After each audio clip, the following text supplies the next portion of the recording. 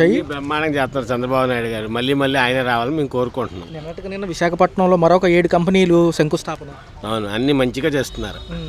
రాష్ట్ర అభివృద్ధి వైపు లేవు, గొడవలు లేవు, రౌడీజాలు లేవు.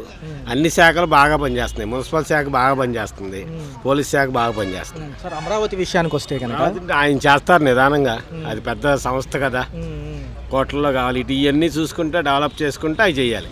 అంటే ఏం లేదు సార్, బిల్లు ప్రవేశపెట్టి చట్టబద్ధత కల్పిస్తే మంచిది. వేరే ప్రభుత్వాలు వచ్చిన రాజధాని మార్చడం చాలా మంచి నిర్ణయం, బాగుంది అది. మళ్ళీ ఇంకోళ్ళకి అవకాశం లేకుండా ఆయన చేయాలి గట్టిగా. కేంద్ర కోరుకుంటున్నాం. అది కేంద్ర ప్రభుత్వం దాన్ని కొంచెం వెనక్కి తిప్పి పంపించి ఏమి చేయదు, అది చేస్తుంది వాళ్ళకి. ఎందుకంటే మన అవసరం వాళ్ళకు ఉంది, చేయి తీరాల్సిందే. మౌళి గారు ఆయన చేస్తాడు, ఆయన మంచి మనసే. విశాఖపట్నం అభివృద్ధి ఎలా ఉంటుంది? బాగుంటుంది. అన్నీ చేస్తున్నారు కదా, అన్నీ 1 by చేసుకుంటూ వస్తున్నారు. ఉత్తరాంధ్ర వైపు భోగాపురం నాశనం అయిపోయింది. అదంతా చేయాలంటే టైం పట్టుద్ది. మరి కంగారు పడకూడదు. ఒకళ్ళకి నలుగురిలో ఇద్దరికి రాపోవచ్చు, వస్తాయి. ఎవరిని వదిలిపెట్టాడు చంద్రబాబు నాయుడు గారు, పవన్ కళ్యాణ్, లోకేష్ బాబు పనితీరులు అన్నీ బాగున్నాయి. తాకట్టులో ఉన్న బంగారాన్ని విడిపించి ఆ రోజే ఆన్లైన్ రేట్కే మేము కొంటాం. అక్షయ గోల్డ్ హబ్, నీ బంగారానికి మా భరోసా.